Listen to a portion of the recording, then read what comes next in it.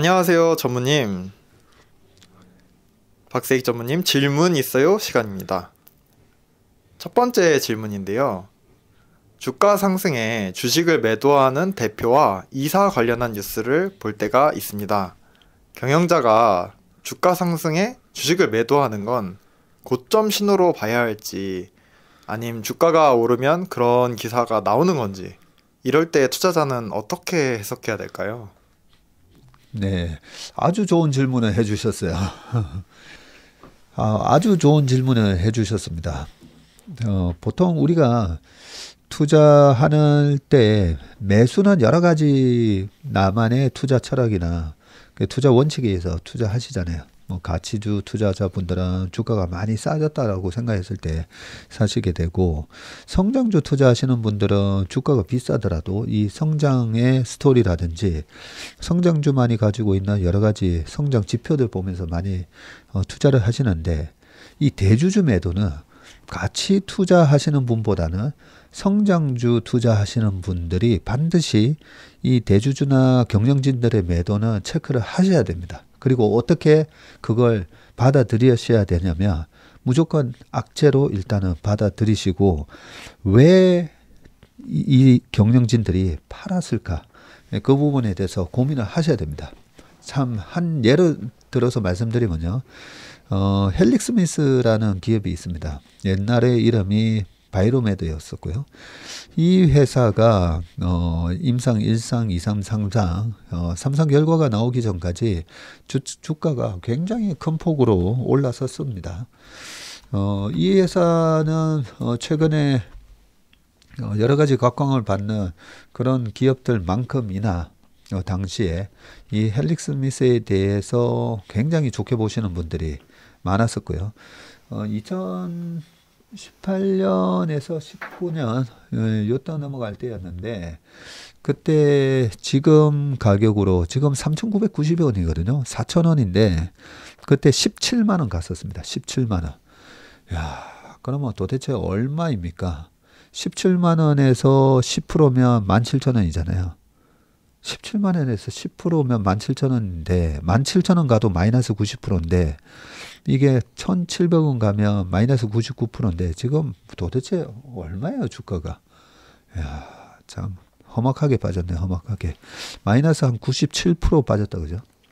자, 그런데 이 회사도 당시에 보면, 그때 당시에 공동대표였었거든요. 김선영 박사랑, 그리고 또, 뭐, 친인척 관계, 동서 관계였는지, 또 한 분이 김용수 대표였던가가 공동대표였는데, 그때 당시에 공동대표였다가 단독 대표로 바뀝니다. 네. 그 공동대표 하셨던 분이 사임을 한다고 해요. 그러면서 사임을 하는 이유가 뭐 이러쿵저러쿵 이유가 나오는데, 그때 당시에 제가 저 주식을 팔려고 사임을 하는 거 아닌가 의심을 하면서 회의 시간에 좀 수상하다 이런 얘기를 했더니, 뭐 그건 아니다, 내가 회사에 전화를 해봤더니 그런 건 아니다 라고 했었는데, 실제 그 해 연말에 나왔던 그 금감원 자료에 보면, 연말도 아니죠, 이 대주주에서 빠지고 나중에 그 분기 보고서에 보니까 주식을 결국 팔았더라고요. 팔았는데, 보세요, 주식 팔았잖아요 했더니, 그러면 또 전화를 해보겠다 해서 또 전화를 해보시더니, 그분이 이 나와서 뭐 콜센터를 하시기 위해서 주식을 매도를 했다, 뭐 이런 식으로 말씀하셨다고 전해 들었었는데, 그래서 아니, 헬릭스미스가 지금 진행하고 있는 그런 임상 3상에 대한 결과가 좋게 나오고 하면, 그 회사는 시가총액이 뭐 10조짜리 뭐 그런 회사가 된다고 하는데, 왜 지금 굳이 여기서 그런 포텐셜을 놔두고 콜센터 같은 걸 하기 위해서 주식을 매도한다는 게 저는 도대체 납득이 안 됩니다 라고 얘기를 했었는데, 그때 당시에도 여의도에서 뭐 한두 달이 멀다 하고 회사 IR이 진행이 됐었거든요. 그 IR을 한번 저도 가보면, 삼상 결과가 나중에 그 실패로 발표되고 나서 주가가 급락을 하는데요. 그 급락을 하고 나서 그 회사가 여의도 찾아와서 IR을 하는데 그 와중에도 거기에 참석한 한 개인 주주가 이 헬릭스 미스가 하고 있는 여러 가지 파이프라인을 거의 뭐 외우듯이 막 자랑처럼 얘기를 하면서 이런 파이프라인이 아직까지 있으니까 괜찮은 거죠. 그런 질문을 하는 걸 보고 제가 주식과 결혼하지 마라. 그런데 주식과 너무 사랑에 빠지셨구나. 뭐 이런 생각을 좀 했었습니다. 결국은 지금 주가가 계속 신저가가 나고 있는 그런 상황이고요. 경영진에 대해서는 저는 이렇게 대놓고 제가 회사 실명까지 거론하면서 말씀드리는 이유가 이 사례를 바탕으로 반드시 그 대주주 매도가 얼마나 위험한 경고 신호인가를 우리가 알아야 된다는 거죠. 네. 그것뿐만 아니라 2, 3년 전에 상장한 기업들, 카카오 계열사 중에서도 상장하자마자 대표이사가 주식 매도 때려버리잖아요. 네, 그런 거 보면 그 상장에서 그 회사가 가진 성장 스토리를 보고 많은 투자자가 매수를 하는데 그 회사에서 대해서 가장 잘 알고 있는 회사의 경영진이 주식을 팔아버리는 거잖아요. 그 가격에. 그 정도로 거품이 많이 낀 가격이다는 거죠. 시장의 기대치가 너네들이 우리 회사를 이렇게나 높게 평가해줘? 네, 그러면서 거기서 파는 거잖아요. 그 대표이사나 그 경영진이 그런 비난을 받을 거를 몰랐을까요? 그걸 알면서도 나는 이 가격에는 반드시 팔고 나가야 될 것 같아. 이 가격 다시 안 올 것 같아. 그런 뉘앙스를 주는 거잖아요. 네, 그렇기 때문에 일단 대주주가 파는 거는 무조건 안 좋습니다. 과거에 이 헬릭스 미스 말고도 그 전으로 거슬러 올라가 보면요. 많습니다. 네, 실제로 신약이 허가된 경우도 마찬가지예요. 과거에 2011년도에 메디포스트였었는데요.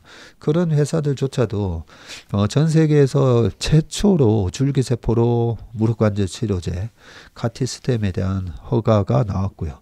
그때도 고점에서 대주주 블락 매도가 나옵니다. 그러고 나서 주가가 그때가 고점이었어요. 그런 것처럼 대주주나 경영진이 매도한다고 해서 반드시 고점은 아닙니다. 반드시 고점은 아닌데 확률적으로 보면 대주주나 경영진이 우리보다 훨씬 많이 알잖아요. 우리보다 훨씬 거기에 비해서 많이 아는 경영진이 왜 이 가격에서 주식을 팔까? 여기에 대해서는 우리가 의심을 가지고 봐야 된다는 거죠. 그래서 제가 늘 강조드리는 거지만 저는 시장에 대해서는 낙관주의자입니다. 네, 시장에 대해서는 낙관주의. 왜? 모두가 비관적이라고 할 때 싸게 주식을 살 수 있는 기회니까요. 하지만 종목에 대해서는 저는 되게 보수적인 사람이고 비관주의자입니다. 웬만한 그런 장밋빛 얘기에도 잘 안 믿고요. 그리고 애널리스트들의 전망치, 기업의 가이던스 이런 거 항상 의심을 하고 우리가 봐야 됩니다. 거기서도 특히나 경영진이나 내부자의 그런 매도가 있을 때는 무조건 색안경을 끼고 조심해서 보자. 이렇게 말씀드리겠습니다. 네. 명쾌한 답변 감사합니다. 저 전무님 말씀 듣고 진짜 깜짝 놀란 게 성장주 투자할 때 특히 더 조심해야 한다고 말씀해 주셨잖아요. 저도 성장주 투자할 때 그 성장 스토리에 취해 있다가 이사진의 그런 매도 뉴스를 보고도 아니야 돈이 필요했겠지 이러면서 그런 적이 있었는데 돌이켜보니 전무님 말씀대로 주식과 사랑에 빠져 있었구나 그런 생각이 듭니다. 네, 정말 좋은 답변 감사합니다.